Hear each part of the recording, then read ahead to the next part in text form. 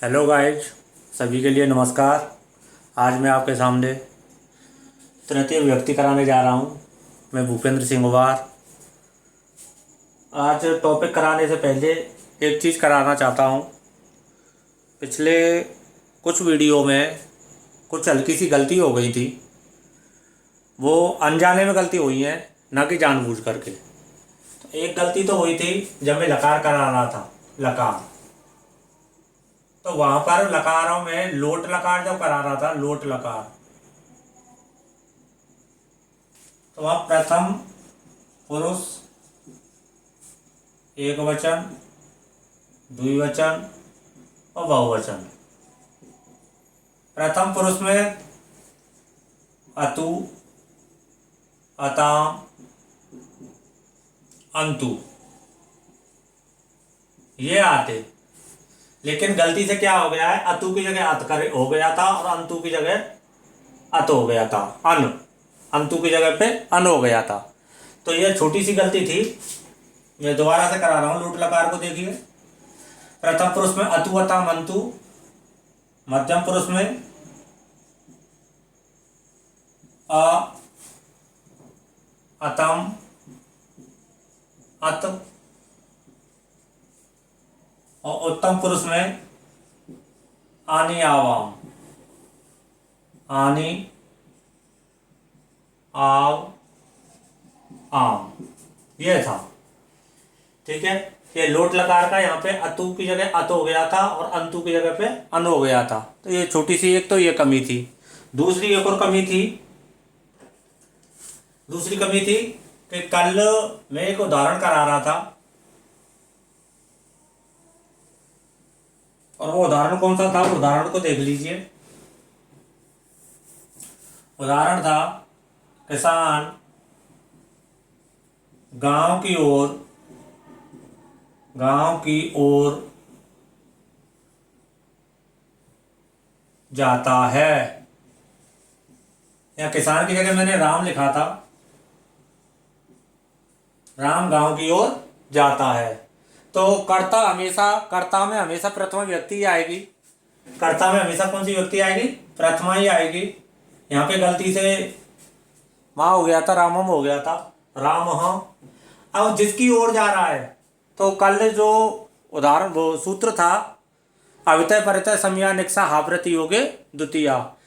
तो अवितय परितय समया निक्सा हा और प्रति, ये सभी के सभी जो उपकारक थे, जिसके जिस शब्द के बाद ये आ रहे थे, उस शब्द विशेष में द्वितीय विभक्ति का प्रयोग किया जाता है। तो यहां पे देखिए, अब ये और किसकी ओर जा रहा है, गांव की ओर। तो गांव में कौन सी विभक्ति हो जाएगी, द्वितीय। ग्रामम। प्रति माने और होता है, प्रति गच्छति। तो रूप बनेगा रामः ग्रामम प्रति गच्छति। ये रूप बनता। तो ये छोटी सी गलती हो गई थी। गलती इंसान से ही होती है। तो आज हम जो वीडियो कराने जा रहे हैं वो तृतीय व्यक्ति की वीडियो कराने जा रहे हैं। तो उसको देखिए। तृतीय व्यक्ति, तृतीय व्यक्ति कराने से पहले एक और चीज जो ज़्यादातर कंपटीशन लेवल की प्रतियोगी परीक्षाओं में पूछी जाती है। क्या पूछा जाता है, विभक्ति से संबंधित। एक तो होता है संज्ञा सूत्र, संज्ञा सूत्र, और एक होता है विभक्ति सूत्र, विभक्ति सूत्र। बहुत से स्टूडेंटों को यह नहीं पता है कि संज्ञा सूत्र कौन सा होता है, विभक्ति सूत्र कौन सा होता है, जबकि उन्हें सूत्र याद भी होते हैं, लेकिन वो यह नहीं बता सकते कि संज्ञा सूत्र कौन सा है, विभक्ति सूत्र कौन सा है। तो यहाँ पे देखो, द्वितीय विभक्ति से चालू होते हैं संज्ञा सूत्र, विभक्ति सूत्र। संज्ञा सूत्र में द्वितीय विभक्ति में क्या होता है, द्वितीय विभक्ति। इस द्वितीय विभक्ति का जो संज्ञा सूत्र है, द्वितीय विभक्ति का जो संज्ञा सूत्र है वो कौन सा है, वो है कर्तु रूपसी तितमम, कर्तु रूपसी तितमम,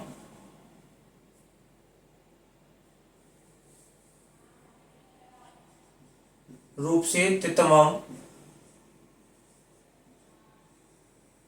कर्तुरूपसितित्वम कर्मः, ये तो इसका था संज्ञा सूत्र। और विभक्ति सूत्र क्या है? कर्मणि द्वितीया, कर्मणि द्वितीया, ये इसका है विभक्ति सूत्र। तो ये कल छूट गया था, इसलिए आज कराने से पहले मैंने कि पहले द्वितीय विभक्ति के बारे में ही बता दूं। तो संज्ञा सूत्र तो है कर्तुरूपसितित्वम कर्मः, और विभक्ति सूत्र है कर्मणि द्वितीया। अब देखिए आज का जो टॉपिक चलेगा तृतीया विभक्ति। कौन सी विभक्ति? तृतीया विभक्ति, तृतीया विभक्ति। इसका जो सबसे पहले संज्ञा सूत्र आता है, कौन सा आता है? संज्ञा सूत्र आता है, संज्ञा सूत्र। और संज्ञा जो सूत्र है उसका नाम है साधकतम करणम, साधकतम करणम, साधकतम करणम, ये इसका संज्ञा सूत्र है और यही इसका पहला भी सूत्र है। तृतीय व्यक्ति का जो पहला सूत्र है वो है साधकतम करणम। इसको इस तरह से पढ़ सकते हैं, साधकतम करणम, यही इसका संज्ञा सूत्र भी है। तो साधकतम करणम का मतलब क्या है? कर्ता के द्वारा, कर्ता के द्वारा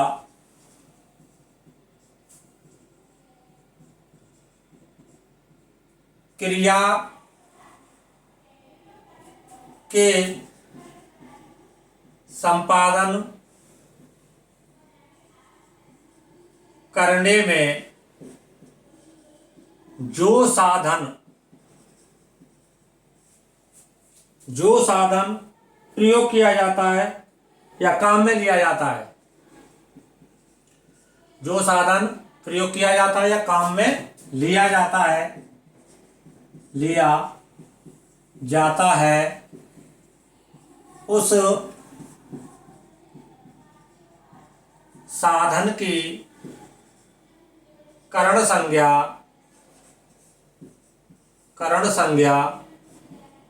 होती है।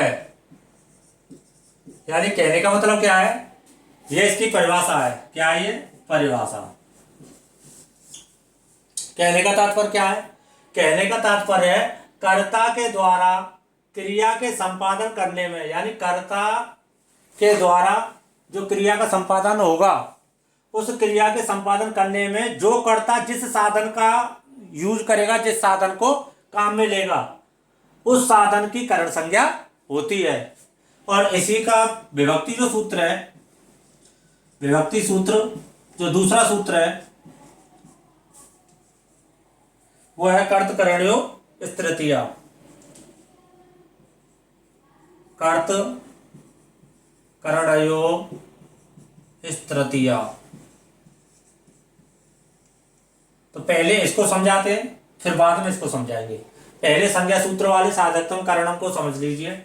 उदाहरण जो है वो इस साधकतम करणम पहले वाले का आ रहा है। यहाँ पर लिखेंगे हम, रमेश कलम से पत्र लिखता है। देखिए, रमेश कलम से पत्र लिखता है। अगर हम यहाँ पे कलम से हटा दें, रमेश पत्र लिखता है, ये तो सीधा सीधा वाक्य हो गया। ठीक है, तो यहाँ पे रमेश करता है, पत्र क्या है? कर्म है, और लिखता है क्रिया है। लेकिन इस पत्र को लिखने में कौन साधन, किस साधन का यूज हो रहा है? इस पत्र को लिखने में किस साधन का यूज हो रहा है? साधन का, तो यहाँ पे साधन है कलम। कौन से साधन का प्रयोग हो रहा है? कलम का हो रहा है। रमेश क्या है यहाँ पे? कर्ता। कर्ता में हमेशा कौन सी व्यक्ति होगी? प्रथमा, रमेशः। साधन कौन सा है? यानी कर्ता के द्वारा क्रिया का संपादन करने में, इस क्रिया को करने के लिए जो साधन काम में लिया जा रहा है, तो साधन क्या है? कलम से। तो इस साधन की करण संज्ञा होगी, और इस करण संज्ञा में ही कौन सी विभक्ति हो जाएगी? तृतीय विभक्ति का प्रयोग होगा। तो देखिए, इसका हो जाएगा कलमेन, रमेशः कलमेन पत्रम लिखति। रमेशः कलमेन पत्रं लिखति। रमेश कलम से पत्र लिखता है। रमेशः कलमेन पत्रं लिखति। यह इसका उदाहरण हो गया। इसी तरह से और भी उदाहरण है, और देखो और भी उदाहरण बताता हूं।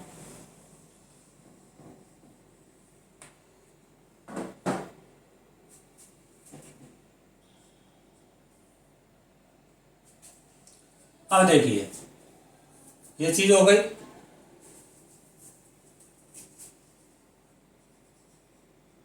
राधा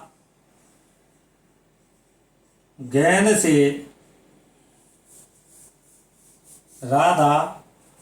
से खेलती है, या मैदान में खेलती है, ऐसे कर लो, मैदान में खेलती है।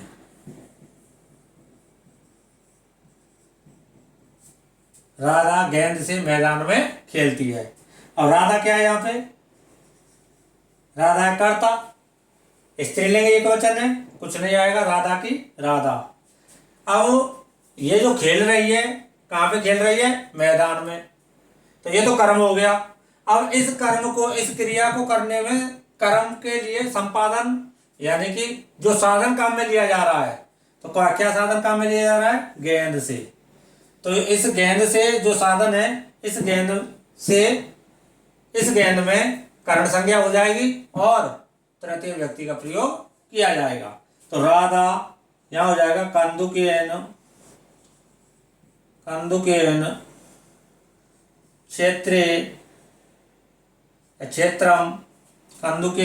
क्षेत्रम क्रीडति। ये हो गया, राधा कंदुकेन क्षेत्रम क्रीडति।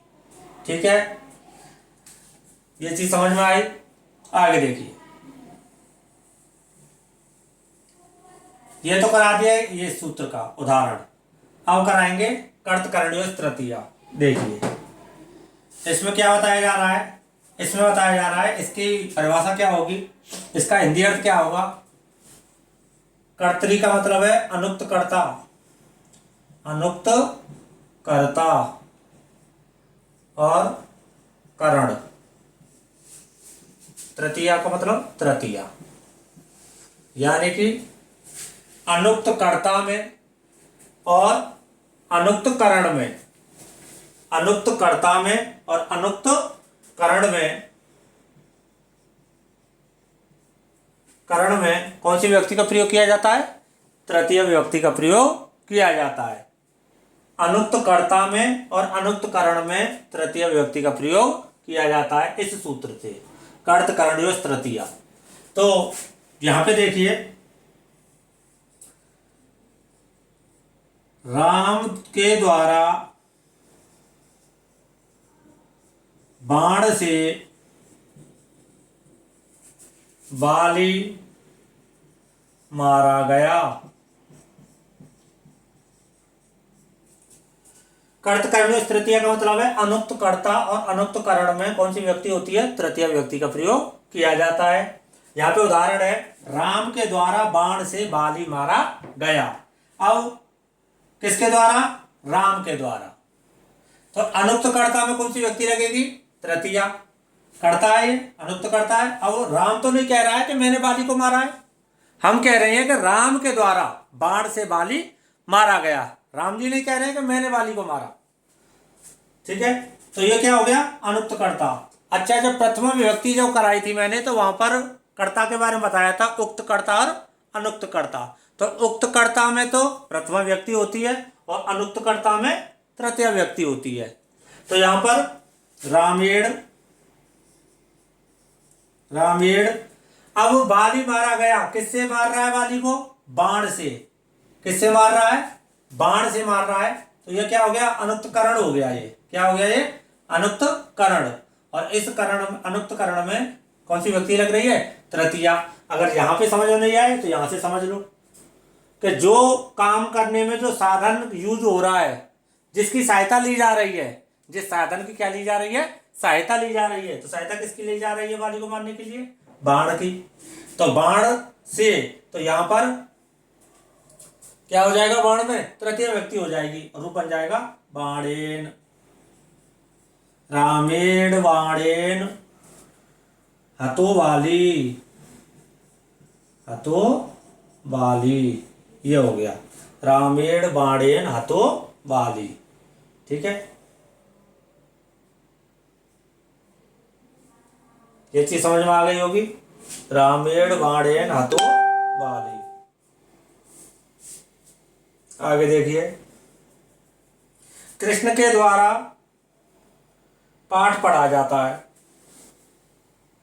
अब देखिए, मिटा दूं उसको।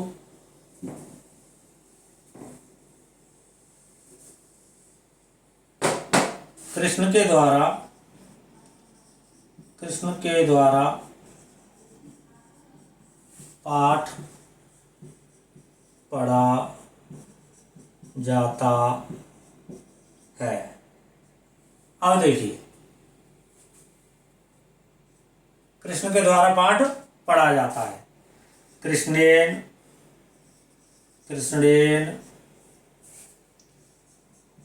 पाठः पठ्यते।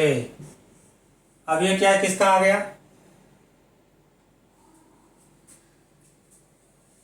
अब ये कर्मवाच्य का कर्ता होने के कारण, यहाँ पे कर्मवाच्य का क्या है? कर्ता होने के कारण इस कृष्ण में कौन सी व्यक्ति लग गई?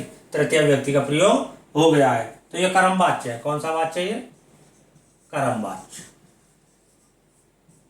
ठीक है, तो कर्मवाच्य में और भाववाच्य में, कर्मवाच्य में और भाववाच्य में कौन सी व्यक्ति लगेगी कर्ता में? तृतीय व्यक्ति का प्रयोग किया जाता है। जब मैंने वाच्य परिवर्तन कराए थे तो वहां पे ये चीज बताई थी। तो यहाँ पे ये कर्मवाच्य है, इसलिए इस कर्मवाच्य में कर्ता में कौन सी व्यक्ति लग गई? तृतीय व्यक्ति का प्रयोग हो जाता है। आगे देखिए,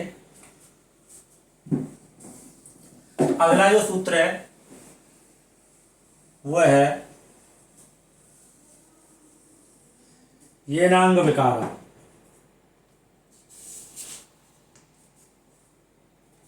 या इससे पहले एक और सूत्र आ रहा है, उसको देख लो। सहयुक्ते अप्रधाने, सहयुक्ते अप्रधाने। ठीक है, ये एक सूत्र है, सहयुक्ते अप्रधाने। तो इस सूत्र से क्या हो रहा है? इसका हिंदी अर्थ क्या है? सह का मतलब होता है साथ, सह का मतलब क्या होता है? साथ। और अप्रधाने, अप्रधान करता, अप्रधान करता। देखिए, अब कहने का मतलब क्या है? सात अर्थ प्रकट करने के लिए यहां पर सह, साकम, समम, सार्धम, सह, साकम, समम, सार्धम, ये सात अर्थ का प्रयोग किया जाता है इनसे। सह, साकम, समम, सार्धम, सार्धम। सात अर्थ का प्रयोग करने के लिए सह, साकम, समम, सार्धम आदि शब्दों के योग में अप्रधान कर्ता में, कौन से कर्ता में?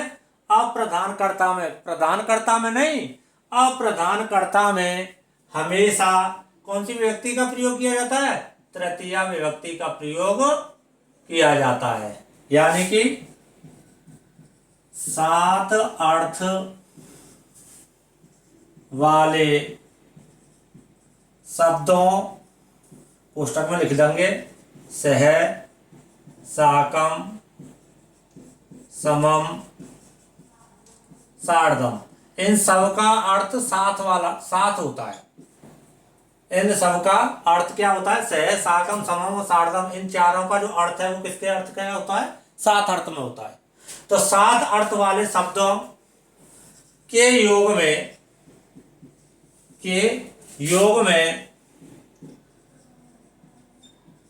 अप्रधान कर्ता में तृतीय विभक्ति का प्रयोग किया जाता है।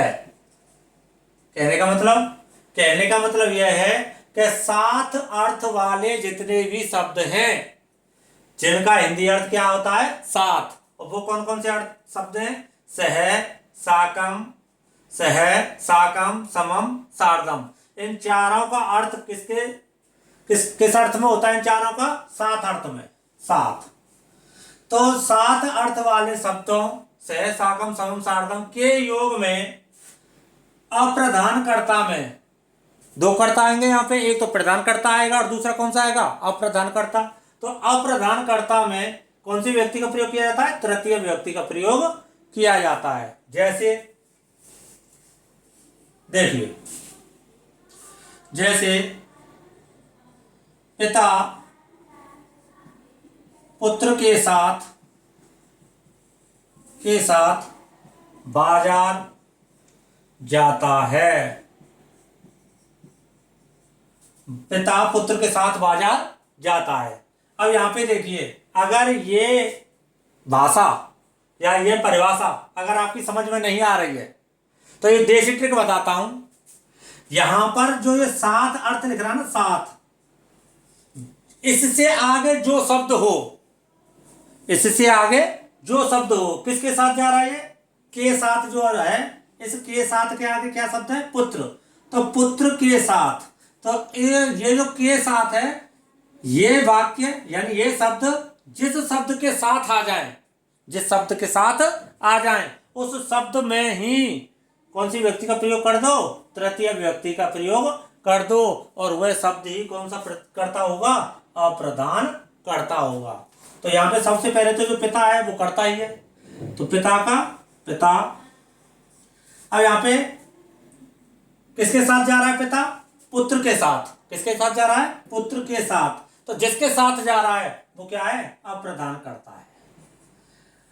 अगर आपको यह मालूम नहीं है कि प्रधान कर्ता कौन सा और अप्रधान कर्ता कौन सा है, अगर मैं यहां पे ये लिख दूं, एक तो ये हो गया, एक है पुत्र पिता के साथ बाजार, ऊपर कर दो इसको ऊपर कर दो, 1 मिनट।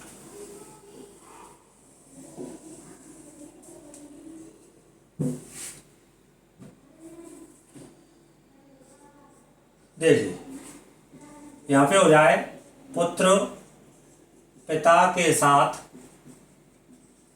बाजार जाता है, बाजार जाता है। दोनों के दोनों अलग अलग है। यहां पे तो पिता किसके साथ जा रहा है? पुत्र के साथ। पिता पुत्र के साथ बाजार जाता है। तो यहां पे जिसके साथ के आगे जो शब्द है वो अप्रधान करता है, तो इसके आगे कौन सा है? पुत्र है, तो पुत्र क्या है यहाँ पे? अप्रधान कर्ता। और अप्रधान कर्ता में हमेशा कौन सी व्यक्ति होगी? तृतीया। क्या हो जाएगा? पुत्रेण। पिता पुत्रेण सह साकम समम सार्धम। सह साकम समम सार्धम, कोई सा भी शब्द लगा सकते हैं 7 अर्थ में। इस 7 अर्थ के लिए सह लगा दो, साकम लगा दो, समम लगा दो या सार्धम लगा दो, चारों के चारों ही सही है। किसी ने अगर सह लगा दिया, साकम समम सार्धम नहीं लगाए तो भी सही है। किसी ने साकम लगा दिया तो भी सही है, किसी ने समम लगा दिया तो भी सही है, और किसी ने सार्धम लगा दिया तो भी सही है। बाजार की आपणम गच्छति। देखिए ऐसे यहां पे क्या हो जाएगा? पुत्र। अब के साथ के आगे क्या आ रहा है? पिता। तो ये पिता क्या है? अप्रधान कर्ता है। तो अप्रधान कर्ता में क्या आ जाएगा? पित्रा।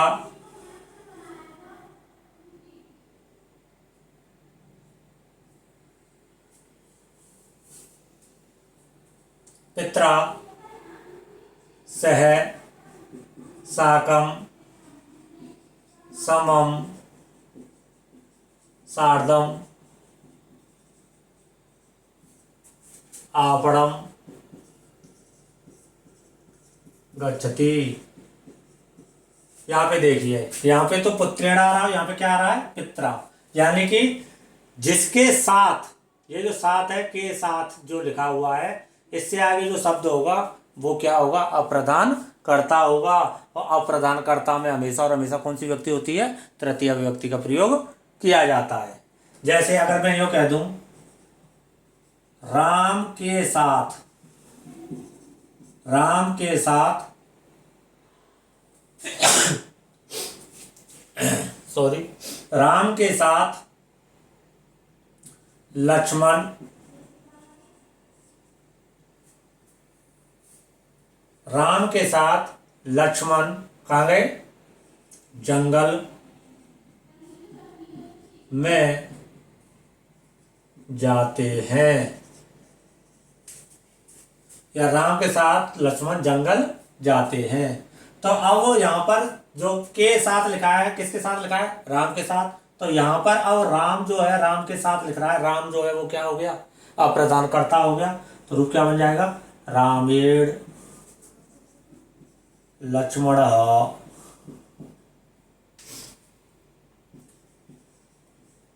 वनम गच्छति। रामेण लक्ष्मण वनम गच्छति, ये हो जाएगा इसका।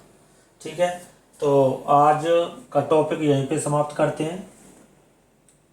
अगर वीडियो पसंद आ रही है तो वीडियो को शेयर करें, लाइक करें, कमेंट करें और चैनल को सब्सक्राइब करें। मेरे चैनल का नाम है BS एजुकेशन ओवार। और आप सभी लोगों के लिए बहुत बहुत धन्यवाद देता हूं मैं, जो आप लोग मेरी वीडियो को देख रहे हैं और मुझे सपोर्ट कर रहे हैं। आप लोगों का बहुत बहुत धन्यवाद है। तो यहाँ पे इस वीडियो को यहीं पे समाप्त करते हैं। कल इससे आगे जो इसी का जो टॉपिक है, इससे आगे उसको कराएंगे। तब तक के लिए जय हिंद, जय भारत।